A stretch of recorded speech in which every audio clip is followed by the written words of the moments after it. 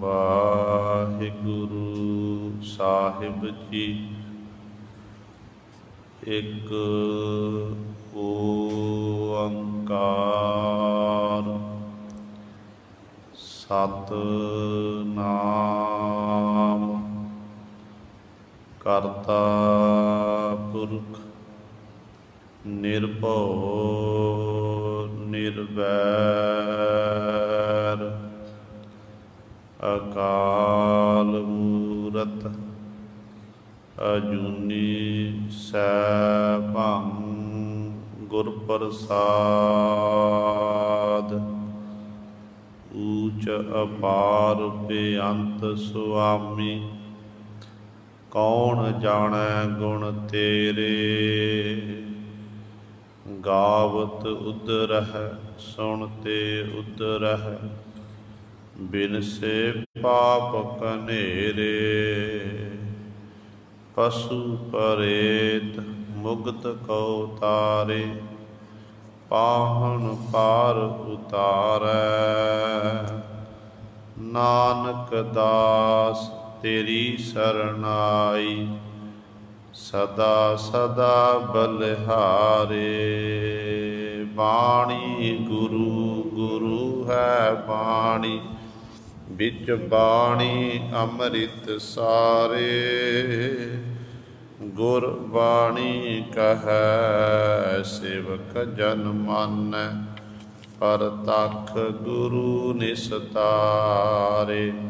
ਸੋ ਕਹੋ ਟਲ ਗੁਰ ਸੇਵੀਐ ਰਹਿਨਿਸ ਸਹਿਜ ਸੁਭਾਏ।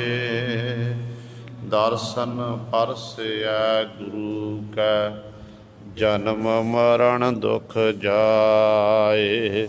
ਹੋਵੈ ਸਿਫਤ ਖਸਮ ਦੀ ਨੂਰ ਅਰਸੋ ਕੁਰਸੋ ਝਟੀਐ। ਤੁਧ ਡਿਠੇ ਸੱਚੇ ਪਾਤਸ਼ਾਹ ਮਲ ਜਨਮ ਜਨਮ ਦੀ ਕੱਟੀਐ। ਸੱਜਣ ਸੱਚਾ ਪਾਤਸ਼ਾਹ ਸਿਰ ਸਾਹਾਂਦੈ ਸਾਹੋ।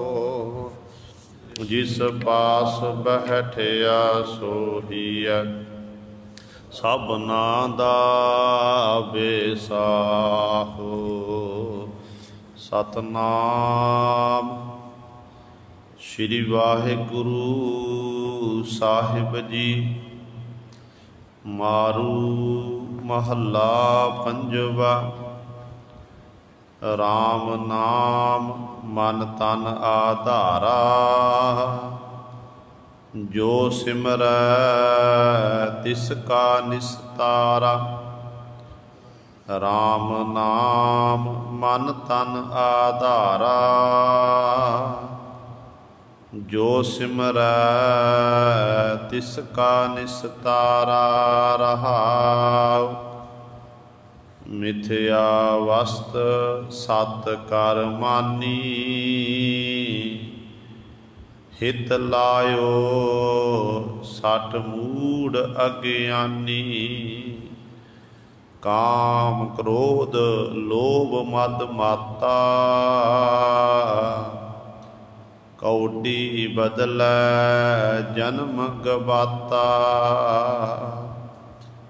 ਆਪਣਾ ਛੋੜ ਪਰਾਇਆ ਰਾਤਾ ਮਾਇਆ ਮਦ ਮਨ ਤਨ ਸੰਗ ਜਾਤਾ। ਤ੍ਰਿਸ਼ਨ ਨ ਬੂਝੈ ਕਰਤ ਕਲੋਲਾ ਊਣੀ ਆਸ ਮਿਥਿਆ ਸਭ ਬੋਲਾ। ਆਵਤ ਅਕੇਲਾ ਜਾਤ ਅਕੇਲਾ ਹਮ ਤੁਮ ਸੰਗ ਝੂਠੇ ਸਭ ਬੋਲਾ। ਪਾਏ ਠਗੌਰੀ ਆਪ ਭੁਲਾਇਓ ਨਾਨਕ ਕਿਰਤ ਨ ਜਾਏ ਮਿਟਾਇਓ। ਪਾਏ ਠਗੌਰੀ ਆਪ ਭੁਲਾਇਓ नानक किरत न जाए मिटायो।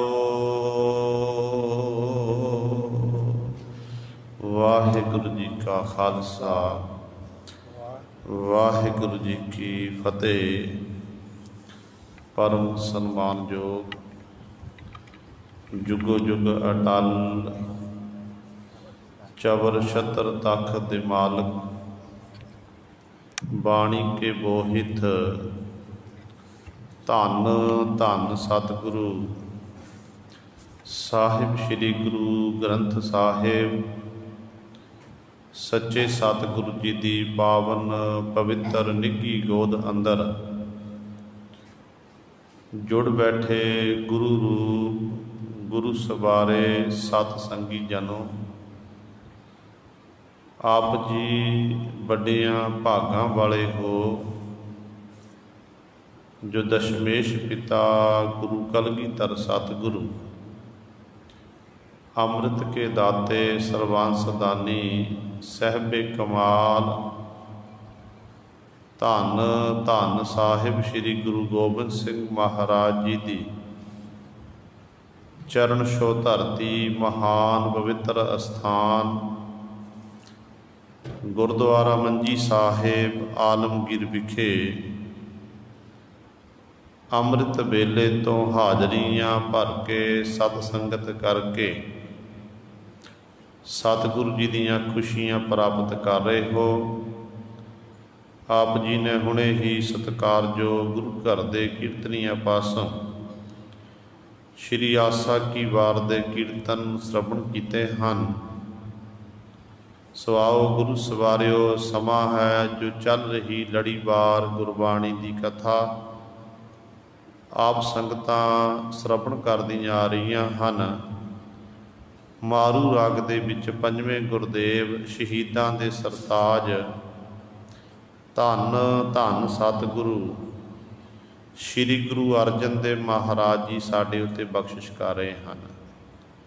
कल वाली विचार दे विच आप जी ने पहले पदे की विचार श्रवण की सी, जिहदे विच सतगुरु धन गुरु अर्जन देव महाराज ने सानू पावन उपदेश बख्शिश किया कि भाई एक परमेश्वर जो माया की कालख तो रहत है, जिन्हों माया पो नहीं सकती है, उस परमेश्वर नूं सिमरना करो। उस तो बिना कहते होर कोई है ही नहीं, उस तो बिना किसी होर की आराधना नहीं, केवल एक ही वाहिगुरु है। वाहिगुरु ही सारियां दी प्रतिपालना करता है, वाहिगुरु ही सारियां नूं पैदा करता ते ओही वाहिगुरु सारियां दी लैता करन वाला है। इस करके हे भाई वो तेरी रखिया करन वाला है। जो तू माता दे गर्भ विच सी उदों भी तेरी मालक ने प्रतिपालना की।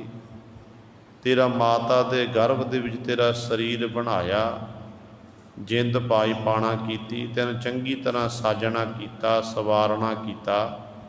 फिर तेन जो सवारिया गया फिर तेनों माता दे गर्भ दे विचों ते दसी मासी बालक जन्म लिया। फिर इस तरह तू फिर 9वें 10वें महीने फिर तू बाहर आया। ये परमात्मा ने तेरे कल्ले कल्ले अंग बनाए ने। इस करके भाई वो जोड़ा फलवर विधाता ना उन्होंने हरेक खिण मात्र विच विसारना नहीं चाहिए। अठे पैरों समालक वाहिगुरु का सिमरन करना चाहिए है, जिहदा सिमरन करके सारे अवगुण टके जाते ने, जीव का पार उतारा हो जाता है। तो पातशाह कहते ने उस मालक प्रभु जिहड़े सुंदर कमलों वर्गे चरण ने ना, उन्हां चरणों नूं भाई अपने उर हिरदे अंदर धारना चाहिए। जे चाहुंदा ना कि मैं माया दे हलिया वल्लों बच जावां, विषे विकार मैनूं पो ना सके, तो सतगुरु कहते फिर इक्को एक तरीका है प्रभु के चरणों नाल जुड़ना, वाहिगुरु के चरणों नाल जुड़ना। वाहिगुरु के चरणों नाल जुड़ के ही कहते जिहड़ा ये विषे विकारां रूपी पानी है, मायकी पदार्थ ने, माया है, ये वल्लों कहते भाई जीव तू बच सकता है। तेरा मालक ने पार उतारा कर देना है। करण पला मिट है बिलाटा, जप गोबिंद भरम को फाटा। अनेकां प्रकार दे तू काम करदा फिरदा है, चोरी कर ली, ठगी कर ली, इत्यादि इन्हां कर्मां विच लग्गिया होया। कहंदे तेरे सारे कीते होए जिहड़े पाप ने वो खत्म हो सकते हैं जो गोबिंद परमेश्वर की आराधना करेगा। 5 प्रकार का भरम, 7 प्रकार का डर, ये सारा फिर खत्म हो जाएगा। तो सतगुरु जी नाल अखीरली पंक्ति बख्शिश करते हैं, पर कहते सत संगत विच आके कोई बिरला ही उस मालक वाहिगुरु नूं प्राप्त करदा, प्रभु की आराधना करता है। जिहड़े प्रभु की आराधना करते हैं उन्हां तो नानक गुरु जी उचारण करते, मैं सदके जांदा कुरबान जांदा हाँ। ये विचार आप जी ने कल वाली विचार भी श्रवण की सी। हुण सतगुरु जी दूसरे पदे द्वारा साडे उत्ते बख्शिश कर रहे हैं। आओ अपनियां मन बिरतियां एकाग्र करिए, ध्यान गुरु चरणों नाल जोड़िए ते सतगुरु महाराज जी के पावन उपदेश नूं हिरदियां विच वसा के अपना जीवन सफला करिए। करो सारे अपनी रसना पवित्र, आखो जी सतनाम। श्री वाहिगुरु साहिब जी सतनाम। श्री वाहिगुरु साहिब जी। मिथ्या वस्त सत कर मानी, हित लायो सठ मूड अज्ञानी। धन धन सतगुरु श्री गुरु अर्जन देव महाराज जी दूसरे पदे द्वारा बख्शिश करते ने। मनुख की ये आदत है, परमात्मा ने मनुख नूं सिरजिया, संसार विच भेजना कीता स्वासां रूपी पूंजी दे के, ते मनुख नूं ये आखिया कि मनुख बस संसार भी जाके मैनूं याद रखना है। जिवें एक माता पिता अपने बच्चियां नूं खेडण लई खिडौणे दिंदे ने, छकण लई पदार्थ दिंदे हन, ते बच्चे गुरु सवारे उन्हां खिडौणियां विच मस्त हो जाण, छकण वाले पदार्थां विच मस्त हो जाण, ते अपने माँ बाप नूं भुल जावे, अपने माता पिता का धन्नवाद ना करे, फिर गुरु सवारे उन्हां बच्चियां नूं माँ बाप दीयां वध खुशियां नहीं प्राप्त हुंदियां। इसे तरह ही परमात्मा साडा माता है, परमात्मा साडा पिता है। उन्हें सानू संसार में जन्म देना कीता ते नाल सानू बरतन लई पदार्थ देना कीते ने, जो खिडौणियां दी न्याई हैं। ये जिहड़ियां वस्तुआं ने जो भी आपां खा रहे हैं, पहन रहे हैं, जिहड़ियां वस्तुआं दा आपां इस्तेमाल करते हैं, ये असल विच है झूठियां ने। क्योंकि मैं नहीं कह रहा, धन गुरु अर्जन देव महाराज गुरु ग्रंथ साहिब महाराज कह रहे हैं, असल विच ये झूठियां ने ते मनुख कहंदा ये सच्चियां ने। सदीवी काल लई मनुख कहंदे इन्हां पदार्थवादी सोच वाला होण करके पदार्थां दे विच ही अपने चित्त नूं जोड़ के रखदा। ते सतगुरु कहंदे मिथ्या वस्त सत कर्मानी, जिहड़ी मिथ्या फानी है, नाशवंत है, उन्होंने कहते सत करके मनता है। हित लायो सठ मूड अज्ञानी, अज्ञानी बेसमझ मूर्ख जीव। हे मूर्ख जीव, हे मूर्ख, तैन झूठियां वस्तुआं दे विच अपना हित प्रेम लाना कीता है। इस तरह तो इहदे च खचत होया फिरदा है। तैनूं पता जग की जिहड़ी रचना है ये सारी झूठी है। आपां सतगुरु दे वचन पढ़ते हैं, 9वें पातशाह दे श्लोक ने गुरु सवारे, कल्ले कल्ले श्लोक दे विच सतगुरु ने सानू बार बार समझाया कि संसार फानी है, संसार के पदार्थ नाशवंत ने। जिवें सतगुरु जी बचन करते हैं कि जो उपजियो सो बिनस है परो आज कै काल, नानक हर गुण गाए ले छाड़ सगल जंजाल। इस तरह ही सतगुरु जी ये वचन अगे करते हैं, कहते निज कर देखियो जगत में, को काहू को नाहे, नानक थिर हर भगत है, तेह राखो मन माहे। हुण सतगुरु पातशाह जी पावन श्लोक दे विच गुरु तेग बहादुर पातशाह महाराज शब्द वरत्या कर, निज कर देखियो जगत में। हुण जदों आपां गुरबाणी विच जदों कर शब्द आवेगा तो कर दे अर्थ बनते ने हथ, तो सतगुरु कह रहे निज कर देखियो जगत में। हुण की हत्थां दे नाल गुरु सरे आपां देखांगे? इत्थे सतगुरु जी ने कर दे अर्थ लाए ने नेत्र। कहते निज कर देखियो जगत में, अपने नेत्रां दे राही मैं जगत विच देखना कीता। की देखिया? को काहू को नाए, कोई किसी का नहीं है। काकी माई काको बाप, नाम तारीक झूठे सब साख। तो इस तरह कोई संसार च कोई थिर नहीं है। फिर थिर कौन है? नानक थिर हर भगत है, तेह राखो मन माहे। कि हरि परमात्मा की भगती ही थिर है, हरि की बंदगी ही थिर है। हे भाई उसनूं तू अपने मन विच रखना कर।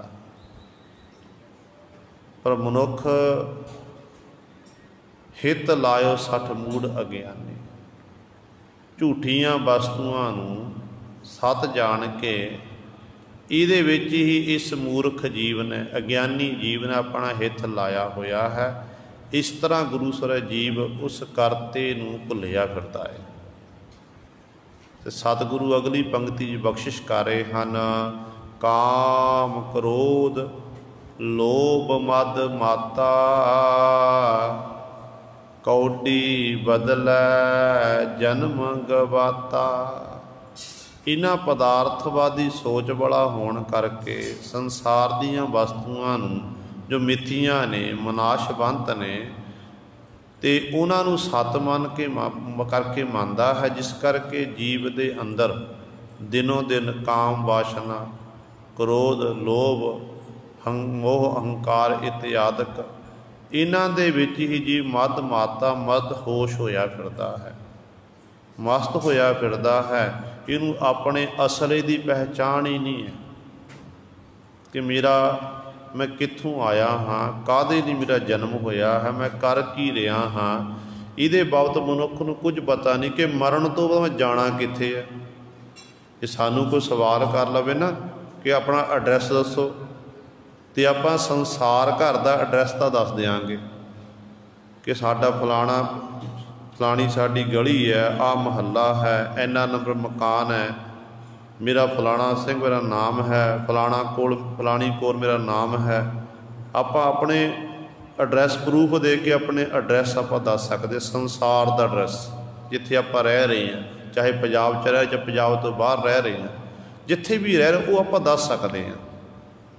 पर जे कोई पूछे कि भाई जदों तू संसार विच नहीं आया सी, ये शरीर लैके संसार विच नहीं आया सी, उदों तू कित्थे सी? एक दूजे नूं आपां सवाल करिए तो आपां दस नहीं सकांगे, तो सानूं पता ही नहीं है अपना असल घर जिथों जिस घर विचों साडा जन्म होया सी। क्योंकि असल विच परमात्मा दे विचों ही जीव आत्मा पैदा होईयां ने, ते परमात्मा दे विच ही जाके भेद हुंदियां ने। जिवें जदों मालक ने कहंदे जीव नूं सिरजना कीता ना, मनुख दा शरीर बनाया, जिंद पा दित्ती, ते परमात्मा ने आख्या कि तैनूं मैं हुण संसार विच भेज रिहा, तू खेड खेड के आ। दस किन्ना समा खेड खेडनी है? कोई कहण लग्या कि मैनूं 40 साल दे दो, मैनूं 20 साल दे दो, 30 साल देना करो, कोई कहना 60 दवो, कईयां ने मंग लिया 100 साल। तो गुरु सवारे कोई 100 साल अपनी उम्र भोगदा है, कोई 60 साल भोगदा, कोई 20 साल भोगदा। ਤੇ ਕੋਈ 40 ਸਾਲ ਭੋਗਦਾ ਏ। ਤੇ ਪਰ ਖੇਡਾਂ ਵੀ ਜਿਵੇਂ ਇੱਕ ਬੱਚਾ ਆਪਣੇ ਘਰੋਂ ਖੇਡਣ ਜਾਂਦਾ ਨਾ, ਸਾਰਾ ਦਿਨ ਖੇਡਦਾ ਰਹਿੰਦਾ ਏ, ਤੇ ਮਾਪੇ ਫਿਰ ਉਹਨੂੰ ਲੈ ਕੇ ਆਉਂਦੇ ਕਿ ਚੱਲ ਘਰੇ, ਤੇਰਾ ਘਰ ਆ ਹੈ, ਤੂੰ ਖੇਡਾਂ ਵਿੱਚ ਹੀ ਮਸਤ ਹੋਇਆ ਫਿਰਦਾ ਹੈ, ਘਰ ਨਹੀਂ ਵਾਪਸ ਜਾਣਾ। ਤੇ ਇਸੇ ਤਰ੍ਹਾਂ ਪਰਮਾਤਮਾ ਦੇ ਦਰ ਤੋਂ ਫਿਰ ਹੁਕਮ ਆਉਂਦਾ ਕਿ ਬੜੀਆਂ ਖੇਡਾਂ ਖੇਡ ਲਈਆਂ ਮਨੁੱਖ, ਚੱਲ ਤੇਰਾ ਅਸਲ ਘਰ ਤੇਰਾ ਆ ਗਿਆ, ਤੇਰਾ ਜਾਣ ਦਾ ਸਮਾਂ ਹੋ ਗਿਆ ਏ।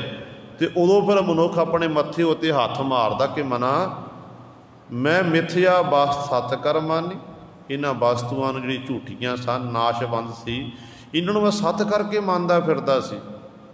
ਮੈਂ ਐਵੇਂ ਹੀ ਝੂਠੀਆਂ ਖੇਡਾਂ ਵਿੱਚ ਖਚਤ ਸੀ, ਤੇ ਮੈਨੂੰ ਆਪਣੇ ਜ਼ਿੰਦਗੀ ਦੇ ਅਸਲੀ ਮਨੋਰਥ ਦਾ ਪਤਾ ਨਹੀਂ ਸੀ ਕਿ ਮੈਂ ਵਾਪਸ ਜਾਣਾ, ਇੱਥੇ ਸਦੀਵੀ ਕਾਲ ਨਹੀਂ ਰਹਿਣਾ ਹੈ। ਇਹ ਸੱਚ ਹੈ ਗੁਰੂ ਸਵਾਰਿਓ। ਅੱਜ ਆਪਾਂ ਨੇ, ਕੱਲ੍ਹ ਨੂੰ ਆਪਾਂ ਨਹੀਂ ਰਹਿਣਾ। ਜਿਹੜੇ ਸਾਤੋਂ ਬਾਅਦ ਆਉਣਗੇ ਫਿਰ ਉਹ ਵੀ ਨਹੀਂ ਰਹਿਣਗੇ। ਕਹਿੰਦੇ ਨੇ ਇੱਕ ਬਾਦਸ਼ਾਹ, ਰਾਜੇ ਦਾ ਮਹਿਲ, ਰੱਬ ਦਾ ਪਿਆਰਾ ਫਕੀਰ ਵਿਚਰਦਾ ਹੋਇਆ ਜਾ ਰਿਹਾ, ਤੇ ਰਾਜੇ ਦੇ ਮਹਿਲਾਂ ਕੋਲ ਜਾ ਕੇ ਜਦੋਂ ਮਹਿਲ ਵਿੱਚ ਪ੍ਰਵੇਸ਼ ਹੋਣ ਲੱਗਿਆ, ਸਿਪਾਹੀ ਨੇ ਰੋਕਣਾ ਕੀਤਾ। ਕਹਿਣ ਲੱਗਿਆ, ਬਾਬਾ ਕਿੱਥੇ ਜਾ ਰਹੇ ਆ? ਕਹਿਣ ਲੱਗਿਆ ਕਿ ਮੈਂ ਮੁਸਾਫਰ ਖਾਨੇ ਵਿੱਚ ਰਾਤ ਕੱਟਣੀ ਹੈ, ਮੁਸਾਫਰ ਖਾਨੇ ਵਿੱਚ ਰਾਤ ਕੱਟਣੀ ਹੈ। ਸਿਪਾਹੀ ਕਹਿਣ ਲੱਗਿਆ ਕਿ ਬਾਬਾ ਇਹ ਮੁਸਾਫਰ ਖਾਨਾ ਨਹੀਂ, ਇਹ ਰਾਜੇ ਦਾ ਮਹਿਲ ਹੈ। ਰਾਜੇ ਨੇ ਮੁਸਾਫਰ ਖਾਨਾ ਅੱਗੇ ਬਣਾਇਆ ਹੋਇਆ, ਉੱਥੇ ਜਾ ਕੇ ਤੂੰ ਆਪਣਾ ਵਿਸ਼ਰਾਮ ਕਰਨਾ ਕਰ। ਕਹਿੰਦੇ ਉਹ ਫਕੀਰ ਥੋੜ੍ਹੀ ਦੇਰ ਅੱਗੇ ਗਿਆ, ਥੋੜ੍ਹੀ ਦੂਰੀ, ਤੇ ਫਿਰ ਵਾਪਸ ਮੁੜ ਆਇਆ। ਫਿਰ ਉਸ ਸਿਪਾਹੀ ਨੂੰ ਆਖਣ ਲੱਗਿਆ, ਮੁਸਾਫਰ ਖਾਨੇ ਵਿੱਚ ਰਾਤ ਕੱਟਣੀ ਹੈ। ਤੇ ਸਿਪਾਹੀ ਸੋਚਦਾ, ਕਹਿਣ ਲੱਗਿਆ, ਬਾਬਾ ਤੈਨੂੰ ਮੈਂ ਪਹਿਲਾਂ ਆਖਣਾ ਕੀਤਾ, ਇਹ ਮੁਸਾਫਰ ਖਾਨਾ ਨਹੀਂ, ਇਹ ਰਾਜੇ ਦਾ ਮਹਿਲ ਹੈ। ਮੁਸਾਫਰ ਖਾਨਾ ਰਾਜੇ ਨੇ ਅੱਗੇ ਬਣਾਇਆ ਹੋਇਆ ਹੈ, ਆਉਂਦੇ ਜਾਂਦੇ ਮੁਸਾਫਰ ਉੱਥੇ ਜਾ ਕੇ ਵਿਸ਼ਰਾਮ ਕਰਦੇ ਨੇ। ਫਕੀਰ ਫਿਰ ਚਲਿਆ ਗਿਆ, ਥੋੜ੍ਹੀ ਦੇਰ ਬਾਅਦ ਫਿਰ ਆ ਗਿਆ। ਜਦੋਂ ਸਿਪਾਹੀ ਨੂੰ ਤੀਜੀ ਵਾਰੀ ਫਕੀਰ ਨੇ ਆਖਿਆ ਤੇ ਸਿਪਾਹੀ ਅੱਗ ਬਬੂਲਾ ਹੋ ਗਿਆ। ਕਹਿਣ ਲੱਗਿਆ, ਬਾਬਾ ਤੈਨੂੰ ਇਹੋ ਜਿਹਾ ਮੁਸਾਫਰ ਖਾਨੇ ਵਿੱਚ ਰਾਜੇ ਨੇ ਸੁੱਟਣਾ ਹੈ ਕਿ ਸਾਰੀ ਉਮਰ ਕਾਲ ਕੋਠੜੀ ਵਿੱਚ ਆਪਣਾ ਜੀਵਨ ਬਤੀਤ ਕਰੇਗਾ। ਤੈਨੂੰ ਕਿੰਨੀ ਵਾਰੀ ਆਖਿਆ, ਇਹ ਮੁਸਾਫਰ ਖਾਨਾ ਨਹੀਂ, ਇਹ ਰਾਜੇ ਦਾ ਮਹਿਲ ਹੈ।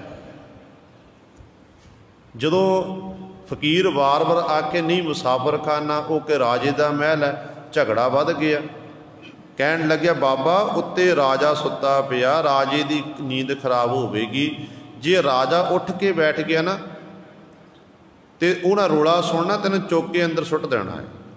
ਫਕੀਰ ਫਿਰ ਵੀ ਨਹੀਂ ਹਟੇ। ਐਨੇ 'ਚ ਨੂੰ ਰਾਜੇ ਦੀ ਨੀਂਦ ਖੁੱਲ੍ਹੀ, ਦੇਖਿਆ ਥੱਲੇ ਝਗੜਾ ਹੋ ਰਿਹਾ। ਬਾਰੀ ਦੇ ਰਾਹੀਂ ਰਾਜਾ ਆਖਣ ਲੱਗਿਆ ਕਿ ਕੀ ਗੱਲ ਹੈ, ਕਿਉਂ ਝਗੜਦੇ ਹੋ? ਸਿਪਾਹੀ ਕਹਿਣ ਲੱਗਿਆ ਕਿ ਮੈਂ ਇਹ ਕਹਿੰਦਾ ਮੁਸਾਫਰ ਖਾਨੇ 'ਚ ਰਾਤ ਕੱਟਣੀ ਹੈ, ਤੇ ਮੈਂ ਆਖਣਾ ਕੀਤਾ ਕਿ ਰਾਜੇ ਨੇ ਮੁਸਾਫਰ ਖਾਨਾ ਅੱਗੇ ਬਣਾਇਆ ਹੋਇਆ, ਇਹ ਤਾਂ ਰਾਜੇ ਦਾ ਮਹਿਲ ਹੈ। ਬਸ ਇਹੀ ਝਗੜਾ, ਇਹ ਮੰਨਦਾ ਨਹੀਂ, ਇਹ ਕੋਈ ਸ਼ਦਾਈ ਲੱਗਦਾ ਹੈ। ਤੇ ਰਾਜਾ ਕਹਿਣ ਲੱਗਿਆ ਕਿ ਬਾਬਾ ਮੁਸਾਫਰ ਖਾਨਾ ਅੱਗੇ ਬਣਿਆ ਹੋਇਆ, ਇਹ ਮੇਰਾ ਮਹਿਲ ਹੈ। ਤੇ ਅੱਗੋਂ ਉਹ ਰਾਜਾ ਕਹਿਣ ਲੱਗਿਆ, ਜਿਹੜਾ ਉਹ ਭਿਖਾਰੀ ਜਿਹੜਾ ਸੀ, ਫਕੀਰ ਸੀ, ਕਹਿਣ ਲੱਗਿਆ, ਇਸ ਤੋਂ ਪਹਿਲਾਂ ਮੈਂ ਇੱਥੇ ਆਇਆ ਸੀ, ਕਈ ਸਾਲ ਪਹਿਲਾਂ ਆਇਆ ਸੀ ਮੈਂ ਇੱਥੋਂ, ਤੇ ਉਦੋਂ ਵੀ ਮੈਂ ਇਸੇ ਤਰ੍ਹਾਂ ਆਖਣਾ ਕੀਤਾ ਸੀ, ਮੁਸਾਫਰ ਖਾਨੇ ਵਿੱਚ ਰਾਤ ਕੱਟਣੀ ਹੈ। ਜਿਸ ਮਹਿਲ ਦੀ ਅਟਾਰੀ ਵਿੱਚ ਤੂੰ ਖਲੋਤਾ ਹੋਇਆ ਬਾਰੀ ਦੇ ਵਿੱਚ, ਉਹਨੇ ਵੀ ਮੈਨੂੰ ਇਹੀ ਆਖਣਾ ਕੀਤਾ ਕਿ ਇਹ ਮੁਸਾਫਰ ਖਾਨਾ ਨਹੀਂ, ਇਹ ਰਾਜੇ ਦਾ ਮੇਰਾ ਮਹਿਲ ਹੈ। ਤੇ ਅੱਗੋਂ ਰਾਜਾ ਕਹਿਣ ਲੱਗਿਆ, ਉਹ ਮੇਰਾ ਦਾਦਾ ਸੀ। ਕਹਿਣ ਲੱਗਿਆ, ਮੇਰਾ ਦਾਦਾ ਸੀ।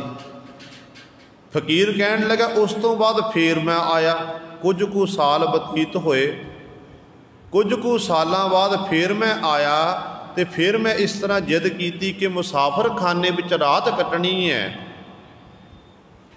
ਤੇ ਅੱਗੋਂ ਜਿੱਥੇ ਤੂੰ ਖਲੋਤਾ, ਇੱਥੇ ਕੋਈ ਹੋਰ ਖਲੋਤਾ ਸੀ, ਤੇ ਕਹਿਣ ਲੱਗਿਆ ਉਹ ਮੇਰੇ ਪਿਤਾ ਜੀ ਸਨ।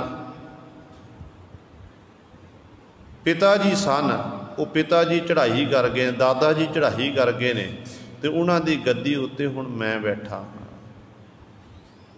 ਤੇ ਉਹ ਫਕੀਰ ਕਹਿਣ ਲੱਗਿਆ ਕਿ ਰਾਜਨ ਤੈਨੂੰ ਮੈਂ ਇਹੀ ਤਾਂ ਸਮਝਾਉਣਾ ਚਾਹੁੰਦਾ ਹਾਂ, ਮੈਂ ਵੀ ਕਿਸੇ ਦੇਸ਼ ਦਾ ਰਾਜਾ ਸੀ, ਮੈਂ ਵੀ ਰਾਜ ਭਾਗ ਭੋਗਦਾ ਸੀ, ਮੇਰੇ ਵੀ ਘੋੜਿਆਂ ਵਾਲੀ ਸੈਨਾ, ਹਾਥੀਆਂ ਵਾਲੀ ਸੈਨਾ, ਪੈਦਲ ਸੈਨਾ, 4 ਪ੍ਰਕਾਰ ਦੀ ਸੈਨਾ ਦਾ ਮੈਂ ਮਾਲਕ ਸੀ, ਨੌਕਰ ਚਾਕਰ ਮੇਰੇ ਅੱਗੇ ਹੁਕਮ ਮੰਨਦੇ ਸਨ।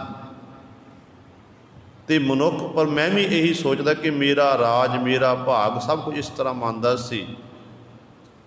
ਪਰ ਜਦੋਂ ਜ਼ਿੰਦਗੀ ਨੂੰ ਇਹ ਪਤਾ ਲੱਗਿਆ ਕਿ ਨਹੀਂ, ਇਹ ਜ਼ਿੰਦਗੀ ਤਾਂ ਇੱਕ ਮੁਸਾਫਰਖਾਨਾ ਹੈ, ਜੋ ਸਫ਼ਰ ਮੁੱਕ ਗਿਆ ਤੇ ਉਦੋਂ ਫਿਰ ਸੰਸਾਰ ਤੋਂ ਕੁਝ ਕਰਨਾ ਪਵੇਗਾ।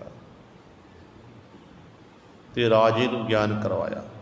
ਸੋ ਕਹਿਣ ਦਾ ਭਾਵ ਹੈ ਗੁਰੂ ਸਵਾਰਿਓ, ਇਸ ਤਰ੍ਹਾਂ ਸਤਿਗੁਰੂ ਸਾਨੂੰ ਸਮਝਾਉਂਦੇ ਨੇ ਬਾਰ-ਬਾਰ, ਕਹਿੰਦੇ ਭਾਈ ਇਹ ਤਾਂ ਜਿਹੜੀਆਂ ਵਸਤੂਆਂ ਸਾਰੀਆਂ ਨਾਸ਼ਵੰਤ ਨੇ, ਇਹਨਾਂ ਕਰਕੇ ਜੀਵ ਪੰਜਾਂ ਦੇ ਵਿੱਚ ਗਲਤਾਨ ਹੋ ਜਾਂਦਾ। ਆਪਣਾ ਮਨੁੱਖਾ ਜਨਮ ਕੌਡੀ ਬਦਲੈ ਜਨਮ ਗਵਾਤਾ, ਕੌਡੀਆਂ ਦੇ ਭਾਅ ਮਨੁੱਖ ਨੇ, ਕਹਿੰਦੇ ਮਨੁੱਖ ਆਪਣਾ ਜਨਮ ਵਿਅਰਥ ਗਵਾ ਲਿਆ। ਭਗਤ ਕਬੀਰ ਸਾਹਿਬਾਨ ਜੀ ਦਾ ਇੱਕ ਸ਼ਲੋਕ, ਭਗਤ ਕਬੀਰ ਸਾਹਿਬਾਨ ਜੀ ਸਾਨੂੰ ਦੱਸ ਰਹੇ, ਸਮਝਾ ਰਹੇ ਨੇ। ਕਬੀਰ ਕੋਠੇ ਮੰਡਪ ਹੇਤ ਕਰ, ਕਾਹੇ ਮਰਹੁ ਸਵਾਰ, ਕਾਰਜ 3.5 ਹੱਥ, ਘਣੀ ਤਾਂ 4.25। ਕਬੀਰ ਸਾਹਿਬਾਨ ਜੀ ਕਹਿ ਰਹੇ ਨੇ, ਇੱਕ ਸ਼ਾਹੂਕਾਰ ਨੂੰ ਦੇਖਿਆ ਜਿਹਨੇ ਆਪਣਾ ਸੋਹਣਾ ਆਲੀਸ਼ਾਨ ਮਕਾਨ ਬਣਾਉਣਾ। ਹੁਣ ਇਹਦਾ ਮਤਲਬ ਇਹ ਨਹੀਂ ਆਪਾਂ ਘਰ ਨਹੀਂ ਬਣਾਉਣੇ ਹਨ। ਹਰ ਇੱਕ ਮਨੁੱਖ ਕਹਿੰਦਾ ਕਿ ਮੇਰਾ ਘਰ ਚੰਗਾ ਹੋਵੇ, ਰਹਿਣ ਸਹਿਣ ਲਈ ਮੈਨੂੰ ਥਾਂ ਵਧੀਆ ਹੋਵੇ, ਮੇਰੇ ਕੋਲ ਸਾਰੀਆਂ ਸਹੂਲਤਾਂ ਹੋਣ। ਘਰ ਬਣਾਉਣਾ, ਪਰ ਉਸ ਘਰ ਦੇ ਵਿੱਚ ਬੈਠ ਕੇ ਪ੍ਰਭੂ ਦਾ ਸ਼ੁਕਰ ਕਰਨਾ, ਗੁਰੂ ਨੂੰ ਚੇਤੇ ਕਰਨਾ ਹੈ। ਕਈ ਵਾਰੀ ਐਸਾ ਹੋ ਜਾਂਦਾ ਕਿ ਮਨੁੱਖ ਨੂੰ ਧਨ ਸੰਪਦਾ ਪ੍ਰਾਪਤ ਹੋ, ਚੰਗਾ ਘਰ, ਸੋਹਣੀ ਗੱਡੀ ਮਿਲ ਜਾਵੇ, ਨੌਕਰ ਚਾਕਰ ਘਰ ਦੇ ਵਿੱਚ ਹੋਣ, ਤੇ ਮਨੁੱਖ ਫਿਰ ਉਸ ਸਮੇਂ ਪਰਮਾਤਮਾ ਨੂੰ ਭੁੱਲ ਜਾਂਦਾ, ਵਾਹਿਗੁਰੂ ਨੂੰ ਭੁੱਲ ਜਾਂਦਾ। ਉਹਨਾਂ ਲਈ ਹੈ। ਸ਼ਾਹੂਕਾਰ ਦੀ ਹਾਲਤ ਵੀ ਐਸੀ ਸੀ। ਤੇ ਜਦੋਂ ਉਹਨੇ ਦੇਖਿਆ ਭਗਤ ਜੀ ਨੇ ਕਿ ਇਹ ਤਾਂ ਆਪਣੇ ਨੌਕਰਾਂ ਚਾਕਰਾਂ ਨੂੰ ਤੰਗ ਕਰ ਰਿਹਾ ਹੈ, ਉਹਨਾਂ ਨੂੰ ਮਾਰ ਰਿਹਾ ਹੈ, ਤੇ ਭਗਤ ਜੀ ਨੇ ਦੇਖਿਆ ਕਿ ਆਪਣੇ ਮਹਿਲ ਮਾੜੀਆਂ ਉੱਤੇ ਇਹ ਮਾਣ ਕਰਦਾ ਫਿਰਦਾ ਹੈ, ਤੇ ਕਹਿਣ ਲੱਗੇ, ਭਗਤ ਜੀ ਤੋਂ ਰਿਹਾ ਨਹੀਂ, ਕਹਿਣ ਲੱਗੇ ਕੋਠੇ ਮੰਡਪ ਹੇਤ ਕਰ, ਕਾਹੇ ਮਰੋ ਸਵਾਰ, ਕਹਿੰਦੇ ਕਾਰਜ 3.5 ਹੱਥ, ਘਣੀ ਤਾਂ 4.25। ਇਹ ਮਨੁੱਖ, ਜਦੋਂ ਤੈਨੂੰ ਸੌਣ ਦੇ ਲਈ ਕਹਿੰਦੇ 3 ਹੱਥ ਧਰਤੀ ਚਾਹੀਦੀ ਹੈ। ਜਿਸ ਤਰ੍ਹਾਂ ਕੱਦ ਲੰਮਾ ਹੈ, ਲੰਮਾ ਚੌੜਾ ਹੈ, ਤੈਨੂੰ ਵੱਧ ਤੋਂ ਵੱਧ 4.25 ਤੈਨੂੰ ਧਰਤੀ ਨਸੀਬ ਹੋਵੇਗੀ। ਭਾਵ ਸੌਣ ਵਾਸਤੇ ਜਦੋਂ ਤੈ ਗੂੜੀ ਨੀਂਦ ਸੌਣਾ ਹੈ, ਇਸ ਸੰਸਾਰ ਤੋਂ ਕੂਚ ਕਰਨਾ ਹੈ, ਤੇ ਕਬਰ ਪੁੱਟੀ ਜਾਂਦੀ ਹੈ, ਜਦ ਸਾੜਿਆ ਜਾਂਦਾ ਹੈ, ਉਦੋਂ 3 ਹੱਥ ਧਰਤੀ ਮਨੁੱਖ ਨੂੰ ਪ੍ਰਾਪਤ ਹੁੰਦੀ ਹੈ। ਪਰ ਮਨੁੱਖ ਸਾਰੀ ਉਮਰ ਮੈਂ ਮੇਰੀ ਕਰਦਾ ਫਿਰਦਾ ਹੈ। ਪਰ ਅਸਲ ਵਿੱਚ ਜਦੋਂ ਸੰਸਾਰ ਤੋਂ ਜਾਣ ਦਾ ਸਮਾਂ ਹੁੰਦਾ ਤੇ ਉਦੋਂ ਸਭ ਕੁਝ ਇੱਥੇ ਛੱਡ ਕੇ ਚਲਿਆ ਜਾਂਦਾ। ਇਸੇ ਤਰ੍ਹਾਂ ਹੀ ਭਗਤ ਕਬੀਰ ਸਾਹਿਬਾਨ ਦੇ ਇੱਕ ਸ਼ਲੋਕ, ਜਿਹਦੇ 'ਚ ਭਗਤ ਕਬੀਰ ਸਾਹਿਬਾਨ ਸਾਨੂੰ ਸਮਝਾ ਰਹੇ ਨੇ। ਕਬੀਰ ਜੀ ਦੇ ਘਰ ਦੇ ਵਿੱਚ ਇੱਕ ਛੋਟੀ ਚੱਕੀ ਲੱਗੀ ਹੋਈ ਹੈ। ਪੁਰਾਣੇ ਸਮਿਆਂ ਦੇ ਵਿੱਚ ਜਦੋਂ, ਅੱਜ ਕੱਲ੍ਹ ਤਾਂ ਬੜੀ ਗੁਰੂ ਦੀ ਬਖਸ਼ਿਸ਼ ਹੈ, ਆਪਾਂ ਚੱਕੀ ਉੱਤੇ ਜਾਂਦੇ ਇਕੱਠੇ ਦਾਣੇ ਪਿਆ ਲੈਂਦੇ ਹਨ ਤੇ ਚੰਗਾ ਆਟਾ ਇਕੱਠਾ ਹੋ ਜਾਂਦਾ, ਕਈ ਮਹੀਨਾ ਪਰ ਸਾਡਾ ਉਹ ਕੱਢ ਦਿੰਦਾ ਹੈ। ਤੇ ਉਦੋਂ ਸਮਾਂ ਇਹੋ ਜਿਹਾ ਸੀ ਕਿ ਤਾਜ਼ਾ ਆਟਾ ਪੀਣਾ ਤੇ ਨਾਲ ਹੀ ਗੁਰੂ ਸਰੇ ਪ੍ਰਸ਼ਾਦੇ ਤਿਆਰ ਹੋਣੇ। ਉਹ ਮਾਈ ਭਗਤ ਕਬੀਰ ਸਾਹਿਬਾਨ ਜੀ ਦੇ ਘਰ ਵਿੱਚ ਆਈ, ਕਹਿਣ ਲੱਗੀ, ਕਬੀਰ ਜੀ ਮੈਂ ਆਪਣੇ ਦਾਣੇ ਪੀਣੇ ਨੇ, ਤੁਹਾਡੀ ਚੱਕੀ ਦਾ ਇਸਤੇਮਾਲ ਕਰਨਾ ਹੈ। ਕਬੀਰ ਸਾਹਿਬਾਨ ਜੀ ਕਹਿਣ ਲੱਗੇ, ਉਹ ਚੱਕੀ ਸਾਹਮਣੇ ਪਈ ਹੈ, ਤੁਸੀਂ ਇਸਤੇਮਾਲ ਕਰੋ। ਕਹਿੰਦੇ ਉਹ ਚੱਕੀ ਚਲਾ ਰਹੀ ਹੈ ਤੇ ਨਾਲੇ ਗੁਰੂ ਸਰ ਕੁਝ ਕੁ ਆਟਾ, ਕੁਝ ਕੁ ਦਾਣੇ ਪੀਂਦੀ ਹੋਈ ਆਪਣੇ ਮੁੱਖ ਵਿੱਚ ਪਾ ਰਹੀ ਹੈ, ਦੰਦਾਂ ਨਾਲ ਜਪ ਕੇ ਅੰਦਰ ਲਿਜਾ ਰਹੀ ਹੈ। ਤੇ ਕਬੀਰ ਸਾਹਿਬਾਨ ਜੀ ਦੇਖਦੇ ਰਹੇ ਕਿ ਇਸ ਇਸਤਰੀ ਨੂੰ ਭੁੱਖ ਲੱਗੀ ਹੈ, भुख के कारण ही ये ਜਿਹੜੇ ਕੱਚੇ ਦਾਣੇ ਨੇ ਉਹ ਚੁੱਕ ਕੇ ਕੱਚੇ ਆਟੇ ਨੂੰ ਚੁੱਕ ਕੇ ਆਪਣੇ ਮੁੱਖ ਵਿੱਚ ਪਾ ਰਹੀ ਹੈ। ਹੁਣ ਜਦੋਂ ਆਟਾ ਪੀ ਲਿਆ, ਆਪਣੇ ਬਰਤਨ ਵਿੱਚ ਪਾਇਆ, ਸਿਰ ਉੱਤੇ ਚੁੱਕ ਕੇ ਉਹ ਆਪਣੇ ਘਰ ਨੂੰ ਜਾ ਰਹੀ ਹੈ, ਵਾਪਸ ਜਾ ਰਹੀ ਹੈ। ਰਸਤੇ ਦੇ 'ਚ ਇੱਕ ਗੁਰੂ ਸਰ ਨਾਲਾ ਆਇਆ। ਹੁਣ ਰਸਤੇ 'ਚ ਉਹ ਨਾਲੇ ਨੂੰ ਲਾਂਘ ਪੁੱਟ ਕੇ ਅੱਗੇ ਲੰਘਣਾ ਹੈ, ਪਾਰ ਕਰਨਾ ਹੈ। ਚਿੱਕੜ ਸੀ। ਕਹਿੰਦੇ ਜਦੋਂ ਉਹ ਲੰਘਣ ਲੱਗੀ, ਚਿੱਕੜ ਦੇ ਵਿੱਚ ਪੈਰ ਖਿਸਕਿਆ ਤੇ ਉੱਥੇ ਮੂੰਹ ਦੇ ਭਾਰ ਉਹ ਇਸਤਰੀ ਡਿੱਗ ਗਈ, ਜਿਸ ਕਰਕੇ ਆਟਾ ਸਾਰਾ ਚਿੱਕੜ ਵਿੱਚ ਡਿੱਗ ਗਿਆ ਤੇ ਖਾਲੀ ਹੱਥ ਰਹਿ ਗਈ। ਜਿਹੜੀ ਸੋਚਦੀ ਸੀ ਘਰ ਵਿੱਚ ਜਾ ਕੇ ਮੈਂ ਪ੍ਰਸ਼ਾਦਾ ਤਿਆਰ ਕਰਾਂਗੀ, ਆਪ ਛਕਾਂਗੀ, ਬੱਚਿਆਂ ਨੂੰ ਛਕਾਵਾਂਗੀ, ਤੇ ਉਹਦੇ ਹੱਥ ਗੁਰੂ ਸਰ ਕੁਝ ਵੀ ਨਹੀਂ ਲੱਗਿਆ। ਕਬੀਰ ਸਾਹਿਬਾਨ ਜੀ ਨੇ ਫਿਰ ਸ਼ਲੋਕ ਉਚਾਰਨ ਕੀਤਾ। ਕਹਿੰਦੇ ਨੇ ਕਬੀਰ ਸਾਹਿਬਾਨ ਜੀ ਦਾ ਪਾਵਨ ਸ਼ਬਦ ਕਿ ਭਾਈ ਕਬੀਰ ਕੀਚੜ ਆਟਾ ਗਿਰ ਭਰਿਆ, ਕਿਛੂ ਨਾ ਆਇਓ ਹਾਥ, ਪੀਸਤ ਪੀਸਤ ਚਾਬਿਆ, ਸੋਈ ਨਿਭਿਆ ਸਾਥ। ਪੀਸਤ ਪੀਸਤ ਚਾਬਿਆ, ਸੋਈ ਨਿਭਿਆ ਸਾਥ। ਸੋ ਕਹਿਣ ਦਾ ਆਪਾਂ ਕਬੀਰ ਸਾਹਿਬਾਨ ਜੀ ਦਾ ਕਿ ਜਿਹੜਾ ਆਟਾ ਭਾਈ ਦੰਦਾਂ ਨਾਲ ਚਬਾ ਲਿਆ, ਜਿਹੜਾ ਦੰਦ ਮੌਕੇ 'ਤੇ ਖਾਣਾ ਕੀਤਾ ਉਹੀ ਨਾਲ ਨਿਭਣਾ ਕੀਤਾ, ਬਾਕੀ ਸਾਰਾ ਚਿੱਕੜ ਵਿੱਚ ਡਿੱਗ ਗਿਆ।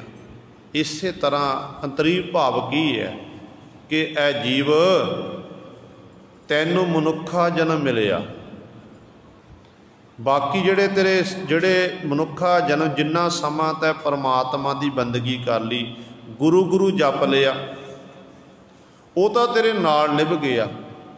ਜਿੰਨਾ ਸਮਾਂ ਸਤ ਸੰਗਤ ਕੀਤੀ ਹੈ, ਗੁਰਬਾਣੀ ਪੜ੍ਹਨਾ ਕੀਤੀ, ਚੰਗੇ ਕੰਮ ਕੀਤੇ ਨੇ, ਲੋਕ ਭਲਾਈ ਦੇ ਕੰਮ ਕੀਤੇ, ਲੋੜਵੰਦਾਂ ਦੀ ਸਹਾਇਤਾ ਕੀਤੀ ਹੈ, ਉਹ ਤਾਂ ਤੇਰੇ ਨਾਲ ਨਿਭ ਗਏ।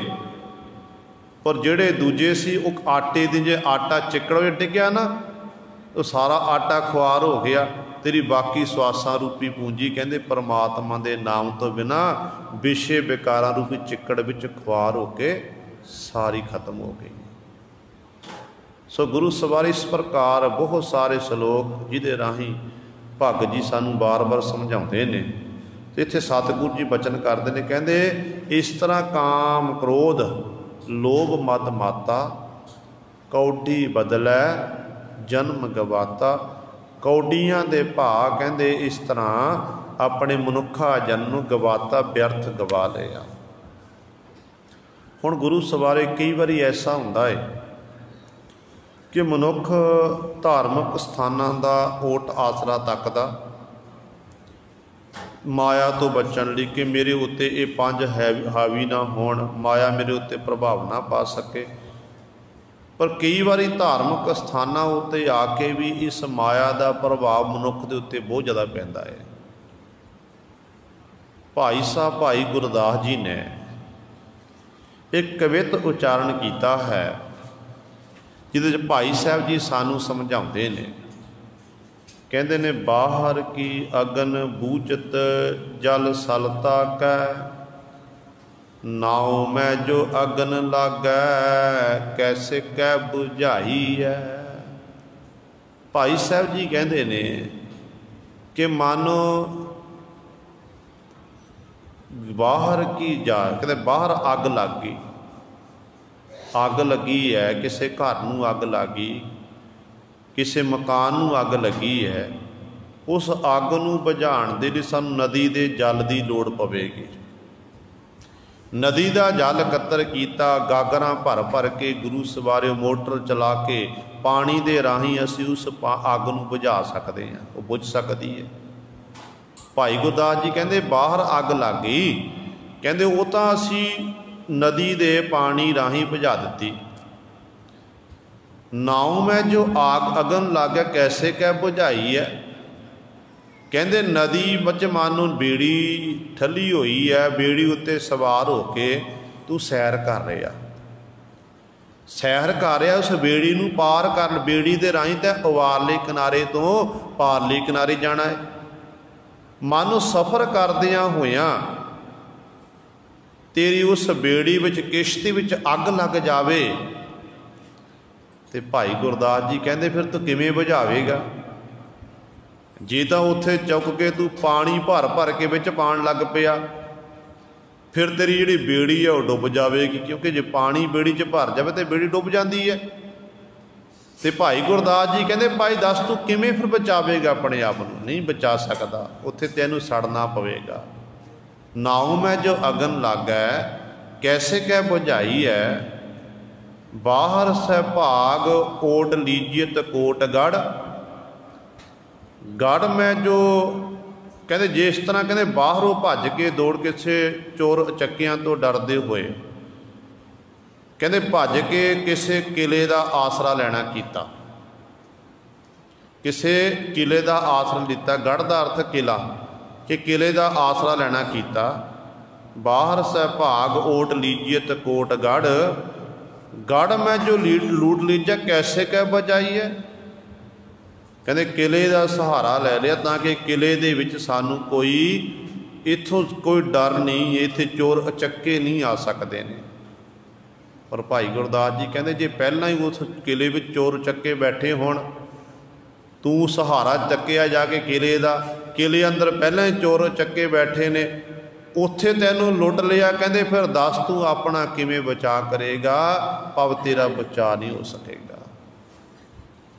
ਫਿਰ ਤੀਜੀ ਉਦਾਹਰਨ ਦਿੱਤੀ ਹੈ ਰਾਜੇ ਦੀ। ਕਹਿੰਦੇ ਚੋਰਨ ਕੈ ਤਰਾਸ ਜਾਏ ਸ਼ਰਨ ਗਹਿ ਨਰਿੰਦ, ਮਾਰੈ ਮਹੀਪਤ ਜਿਉ ਕੈਸੇ ਕਹਿ ਬਚਾਈ ਹੈ। ਮਨ ਚੋਰਾਂ ਦਾ ਡਰ ਸਤਾਉਣ ਲੱਗ ਪਿਆ, ਤਾਂ ਇਕੱਲਾ ਤੁਰਿਆ ਜਾ ਰਿਹਾ। ਚੋਰ ਉਚੱਕਿਆਂ ਨੇ ਚੋਰੀ ਕੀਤੀ, ਰਾਹ ਵਿੱਚ ਰਸਤੇ ਵਿੱਚ ਜਾਂਦੇ ਲੁੱਟ ਲੈਂਦੇ ਨੇ, ਤੇ ਅੱਗੋਂ ਗੁਰੂ ਸਵਾਰੇ ਆਪਣੇ ਬਚਾਅ ਵਾਸਤੇ ਰਾਜੇ ਦੀ ਸ਼ਰਨ ਲੱਗੀ ਕਿ ਹੇ ਰਾਜਨ, ਸ਼ਹਿਰ ਦੇ ਵਿੱਚ ਚੋਰੀਆਂ ਹੋ ਰਹੀਆਂ ਨੇ, ਸਾਡਾ ਫਲਾਣਾ ਸਾਜੋ ਸਮਾਨ ਚੋਰੀ ਹੋ ਗਿਆ, ਆਹ ਚੋਰੀ ਹੋ ਗਿਆ। ਕਹਿੰਦੇ ਰਾਜੇ ਦੀ ਸ਼ਰਨ ਤੱਕ ਲਈ ਰਾਜੇ ਕੋਲ ਗਏ ਤੇ ਰਾਜੇ ਨੂੰ ਜਾ ਕੇ ਪੁਕਾਰ ਕੀਤੀ। ਕਹਿੰਦੇ ਨੇ ਅੱਗੋਂ ਮਾਰੈ ਮਹੀ ਪਿਤ ਜਿਉ ਕੈਸੇ ਕਹਿ ਬਚਾਈ ਹੈ। ਜੇ ਅੱਗੋਂ ਰਾਜਾ ਹੀ ਤੈਨੂੰ ਮਾਰਨ ਲੱਗ ਪਵੇ, ਫਿਰ ਦੱਸ ਭਾਈ ਤੇਰਾ ਬਚਾਅ ਕਿਵੇਂ ਹੋ ਸਕਦਾ ਹੈ? ਨਹੀਂ ਹੋ ਸਕਦਾ। ਤੇ ਅਖੀਰਲੀ ਉਦਾਹਰਨ ਦੇ ਕੇ ਭਾਈ ਗੁਰਦਾਸ ਜੀ ਸਮਝਾਉਂਦੇ ਨੇ, ਮਾਇਆ ਡਰ ਵਿਆਪਤ ਹਾਰ ਗੁਰਦੁਆਰੇ ਜਾਵੈ, ਤਾਹਾਂ ਜੋ ਮਾਇਆ ਵਿਆਪੈ। ਕਹਿੰਦੇ ਜੇਕਰ ਕਹਿੰਦੇ ਮਾਇਆ ਦਾ ਡਰ ਵਿਆਪਦਾ ਹੋਵੇ, ਮਾਇਆ ਦੇ ਹੱਲਿਆਂ ਤੋਂ ਬਚਣ ਦੇ ਲਈ ਆਪਾਂ ਗੁਰੂ ਘਰ ਵਿੱਚ ਜਾ ਕੇ ਬੈਠ ਜਾਈਏ। ਕਹਿੰਦੇ ਤਾਹਾਂ ਜੋ ਮਾਇਆ ਵਿਆਪੈ ਕੋਹ ਕਤ ਜਾਈਏ। ਜੇ ਗੁਰਦੁਆਰਾ ਸਾਹਿਬ ਆ ਕੇ ਸਾਨੂੰ ਮਾਇਆ ਦਾ ਹੱਲਾ ਵੱਜਦਾ ਹੈ, ਮਾਇਆ ਦਾ ਡਰ ਹੋਰ ਜ਼ਿਆਦਾ ਸਾਨੂੰ ਵਿਆਪਦਾ ਹੈ, ਕਹਿੰਦੇ ਫਿਰ ਕਿਵੇਂ ਜਾਣਾ ਕਰੀਏ, ਕਿੱਥੇ ਜਾਣਾ ਕਰੀਏ?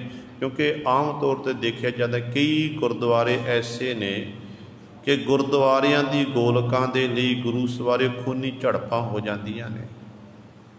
ਗੋਲਕ ਦੇ ਲਈ ਖੂਨੀ ਝੜਪਾਂ ਹੋ ਜਾਂਦੀ, ਇੱਕ ਦੂਜੇ 'ਤੇ ਕਤਲ ਕੀਤੇ ਜਾਂਦੇ ਨੇ, ਆਪਸ 'ਚ ਲੜਾਈਆਂ ਝਗੜੇ ਹੁੰਦੇ ਨੇ। ਕਾਹਦੇ ਲਈ? ਇਹ ਗੁਰਦੁਆਰੇ ਵਿੱਚ ਜੋ ਮਾਇਆ ਹੈ, ਮਾਇਆ ਦੇ ਕਾਰਨ ਹੀ ਝਗੜੇ ਹੁੰਦੇ ਨੇ।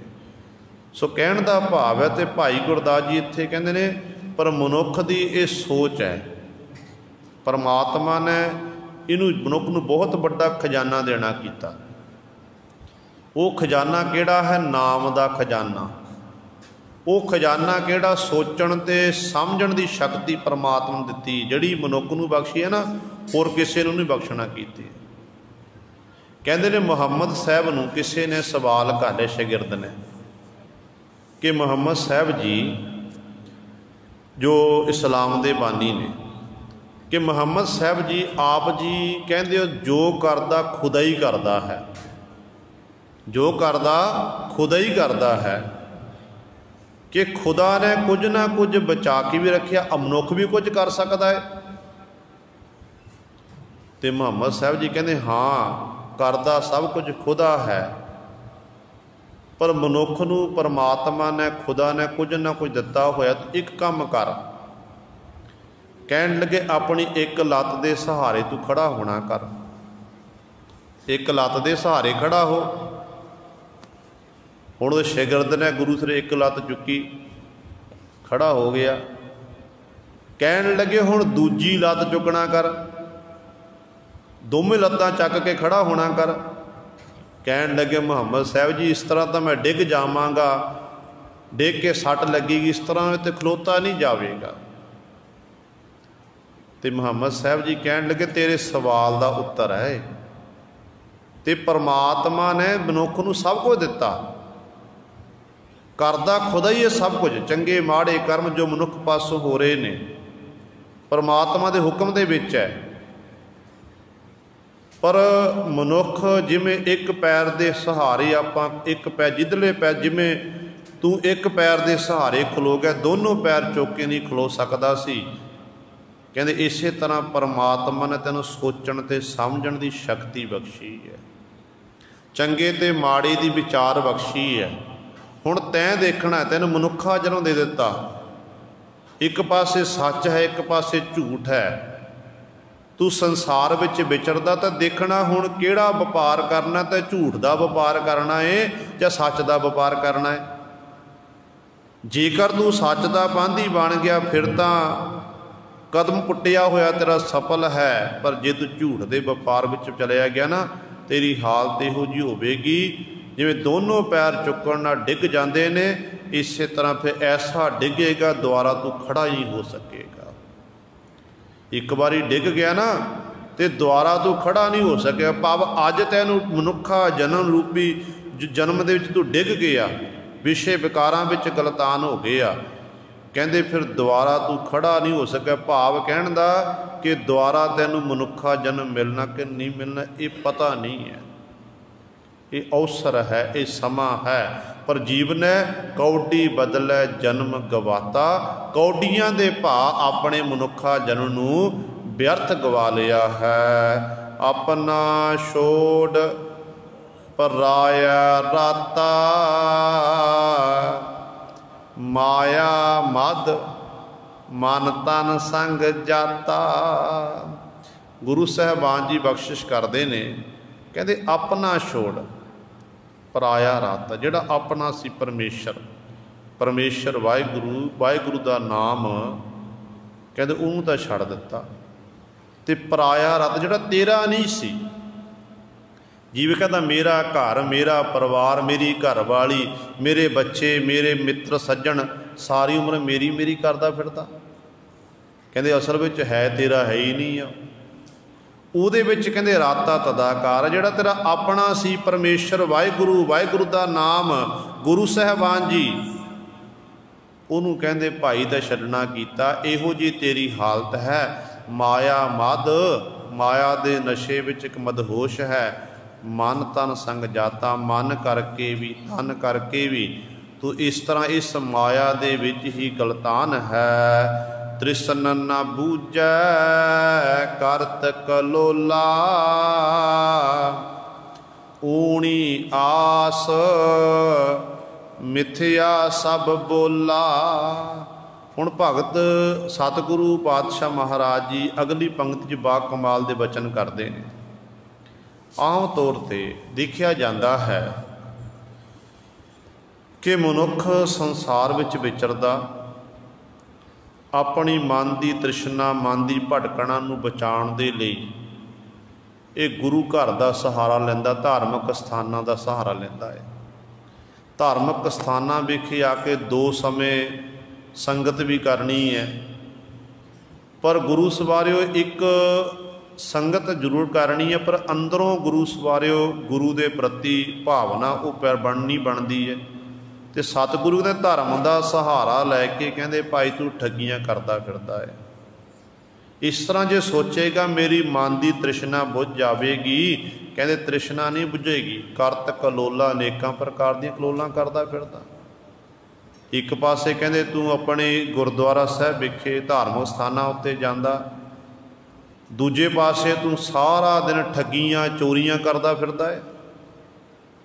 की तेरे गुरु ने तेन यही सिक्ख्या सिखाना की है? धर्म का सहारा लैके ठगियां चोरियां करनियां, ये सब तो बड़ा पाप है गुरु सवारे। एक पापी मनुख पाप करे, चोरी करे, ठगी करे, जार मार करे, वो तो पापी है, सारे नूं पता है।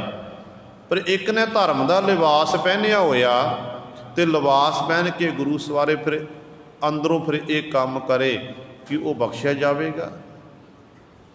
तो गुरु साहिबान कहते इस तरह कहते एक कलोना करता फिरदा भाई, कहते इंज भाई तेरे मन की तृष्णा नहीं भड़कना नहीं मुकनी है।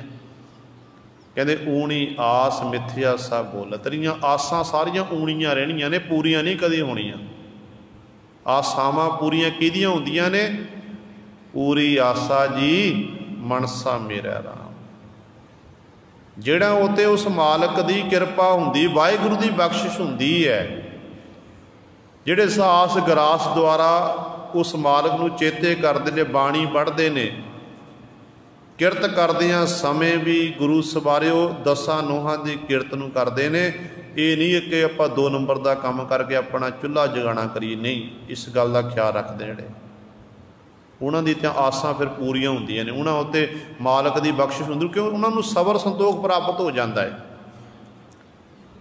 पर जिहड़े गुरु सवारे इस तरह धर्म का सहारा लैके इस तरह दी गल्लां बातां करदे ने ते पातशाह कहंदे उन्हां दी आसां सारियां ऊणियां रह जांदियां। वो सारी उम्र हाय माया हाय माया हाय हाय करते हुए अपनी जिंदगी नूं बतीत करते हैं। सतगुरु कहते जो वो मुखों बोलते ना, अपने मुखों दुनिया नूं उपदेश दिंदे ने कि भाई आ करो आ करो, तो कहते उन्होंने सारे जिहड़े बोले हुए बोलने मिथ्या हन, झूठ ने, सच नहीं हन। जिहड़े सचियार दे लड़ लागे ने उन्हां दे बोले हुए बोल फिर सच हो जाते हैं। अज देखो कोई रब दे प्यारे होण, नाम रसीए गुरमुख प्यारे, जिन्हां ने कमाई की है, उन्हां दे बचन गुरु सर सत हो जाते हैं। साध बचन अटलादा, गुरु का बचन, रब दे प्यारियां दा, गुरमुखां दा बचन सत हुंदा है। कारण की है? उन्होंने अपना जिहड़ा जीवन है वो गुरु लई निछावर किया होया। शहीद बाबा दीप सिंह का आपां जीवन पढ़ते हैं, जो मिसलां बणियां सन, मिसलां बनन तो पहला ही जो मिसलां बणियां उदों बाबा दीप सिंह नूं शहीद का खिताब पहले ही प्राप्त हो गया सी। आपां हुण कहंदे शहीद बाबा दीप सिंह जी, असें खिताब पहले ही मिल चुका सी,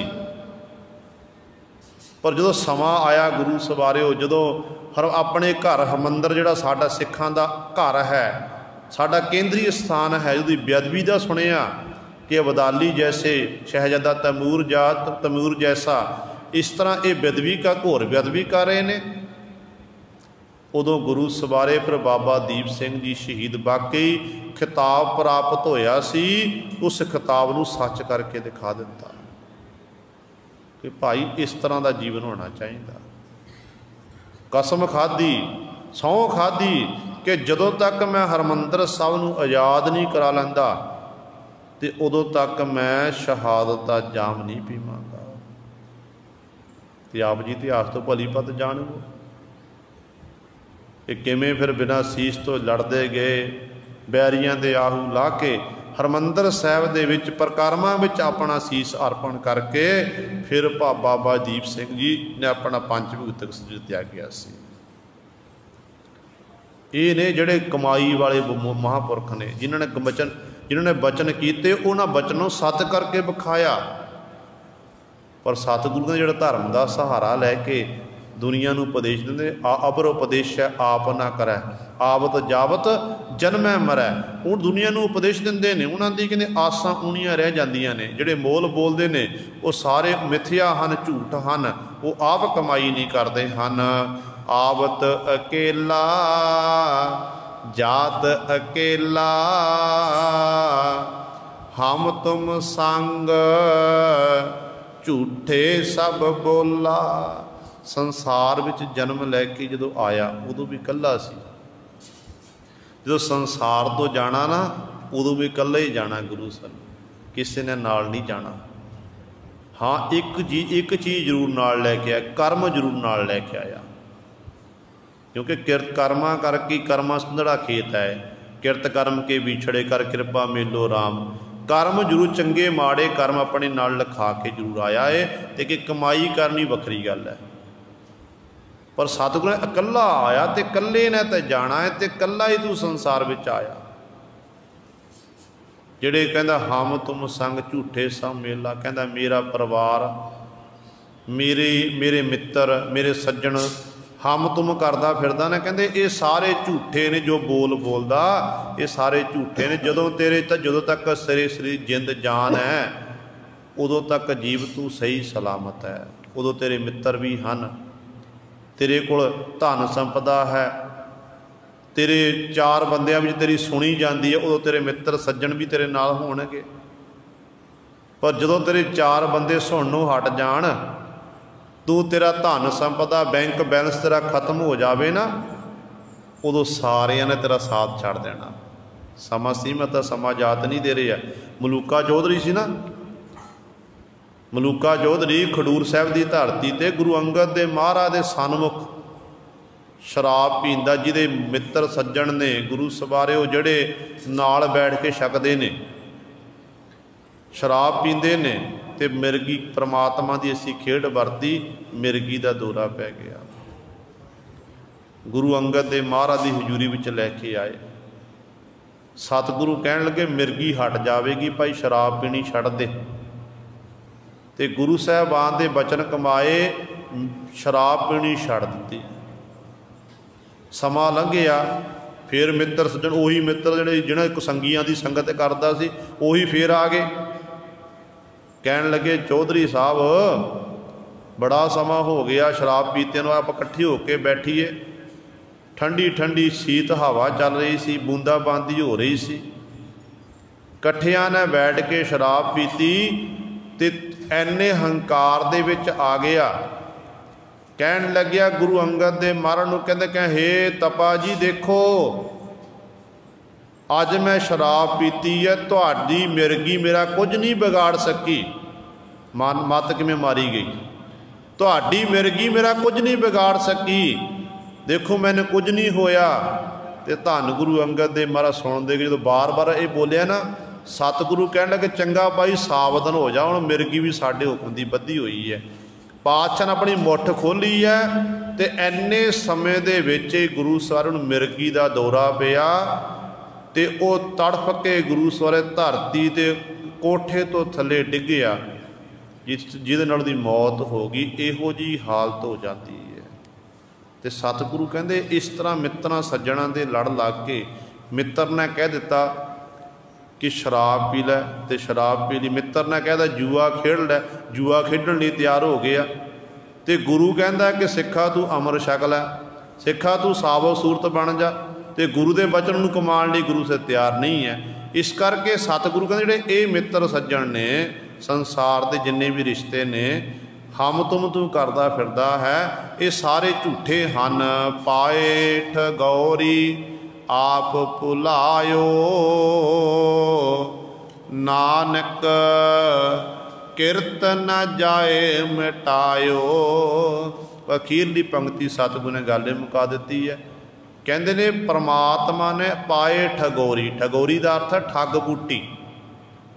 ਠੱਗ ਬੂਟੀ ਪਾ ਕੇ ਕਹਿੰਦੇ ਜੀਵ ਨੂੰ ਆਪ ਹੀ ਭੁਲਾਣਾ ਕੀਤਾ, ਉਹਦੇ ਹੁਕਮ ਦੇ ਵਿੱਚ ਹੀ ਹੈ। ਇੱਕਨਾਂ ਨੂੰ ਪਰਮਾਤਮਾ ਨੇ ਬੰਦਗੀ ਕਰਨ ਲਈ ਲਾਇਆ ਹੋਇਆ ਹੈ, ਇੱਕਨਾਂ ਨੂੰ ਗੁਰੂ ਸਾਹਿਬ ਜੀ ਇੱਕਨਾਂ ਪਾਸੋਂ ਮਾਲਕ ਮਾੜੇ ਕੰਮ ਕਰਾ ਰਿਹਾ ਹੈ। ਕਹਿੰਦੇ ਇਸ ਤਰ੍ਹਾਂ ਕਹਿੰਦੇ ਪਰਮਾਤਮਾ ਦੀ ਇਹ ਸਾਰੀ ਖੇਡ ਹੈ। ਨਾਨਕ ਕਿਰਤ ਨਾ ਜਾਏ ਮਿਟਾ, ਜੋ ਵਾਹਿਗੁਰੂ ਨੇ ਕਹਿੰਦੇ ਕਿਰਤ ਜਿੱਥੇ ਪਾ ਦਿੱਤਾ ਨਾ, ਜੋ ਸਾਡੇ ਕੀਤੇ ਕਰਮ ਨੇ ਨਾ, ਉਹ ਕਹਿੰਦੇ ਮਿਟੇ ਨਹੀਂ ਜਾ ਸਕਦੇ ਹਨ, ਉਹ ਸਾਨੂੰ ਭੋਗਣੇ ਪੈਣਗੇ। ਇਸ ਕਰਕੇ ਭਾਈ ਜੇ ਕਰਮ ਸਾਡੇ ਜਿਹੜੇ ਮੇਟੇ ਨਹੀਂ ਜਾ ਸਕਦੇ ਹਨ, ਕਿ ਅਸੀਂ ਆਪਣੇ ਅਗਲੇ ਕਰਮ ਜਿਹੜੇ ਸੁਧਾਰ ਸਕਦੇ ਹਾਂ। ਅਗਲੇ ਕਰਮਾਂ ਨੂੰ ਸੁਧਾਰਨ ਦੇ ਲਈ ਸਾਨੂੰ ਬਾਣੀ ਪੜ੍ਹਨੀ ਪਵੇਗੀ। ਅਗਲੇ ਕਰਮਾਂ ਨੂੰ ਸੁਧਾਰਨ ਦੇ ਲਈ ਸਾਨੂੰ ਗੁਰੂ ਸਵਾਰਿਓ ਸਾਵ ਸੂਰਤ ਹੋਣਾ ਪਵੇਗਾ। ਸਾਨੂੰ ਅੰਮ੍ਰਿਤ ਵੇਲੇ ਦੀ ਸੰਭਾਲ ਕਰਨੀ ਪਵੇਗੀ। ਤੇ ਜਿੰਨਾ ਆਪਾਂ ਅੰਮ੍ਰਿਤ ਚੰਗੇ ਕੰਮ ਕਰਾਂਗੇ, ਲੋੜਵੰਦਾਂ ਦੀ ਸਹਾਇਤਾ ਕਰਨੀ ਪਵੇਗੀ। ਕਿਸੇ ਭੁੱਖੇ ਨੂੰ ਪ੍ਰਸ਼ਾਦਾ ਛਕਾ ਦੇਣਾ, ਲੋੜਵੰਦ ਨੂੰ ਵਸਤਰ ਲੈ ਦੇਣਾ, ਕਿਸੇ ਗਰੀਬ ਦੇ ਬੱਚੇ ਦੀ ਫੀਸ ਜਮ੍ਹਾਂ ਕਰਾ ਦੇਣੀ, ਕਿਸੇ ਬਿਮਾਰ ਦਾ ਇਲਾਜ ਕਰਾ ਦੇਣਾ ਜਿਹਦੇ ਕੋਲ ਪੈਸੇ ਨਹੀਂ ਹਨ। ਇਹੋ ਜਿਹੇ ਆਪਾਂ ਨੂੰ ਕਰਮ ਕਰਨੇ ਪੈਣਗੇ, ਫਿਰ ਸਾਡੇ ਕਰਮ ਸੁਧਰ ਜਾਣਗੇ। ਇਹ ਗੁਰੂ ਸਵਰੇ ਸਤਿਗੁਰੂ ਜੀ ਨੇ ਬਖਸ਼ਿਸ਼ ਕੀਤੀ ਹੈ। ਦਾਸ ਤੋਂ ਬੋਲਦਿਆਂ ਤੋਂ ਇੱਕ ਨਹੀਂ ਅਨੇਕਾਂ ਗਲਤੀਆਂ ਹੋ ਗਈਆਂ ਹੋਣਗੀਆਂ। ਸੰਗਤ ਅਤੇ ਸਤਿਗੁਰੂ ਬਖਸ਼ਣਯੋਗ ਹਨ। ਭੁੱਲ ਚੁੱਕ ਦੀ ਖਿਮਾ ਕਰਨੀ ਜੀ। ਆਓ ਦੋ ਪੰਗਤੀ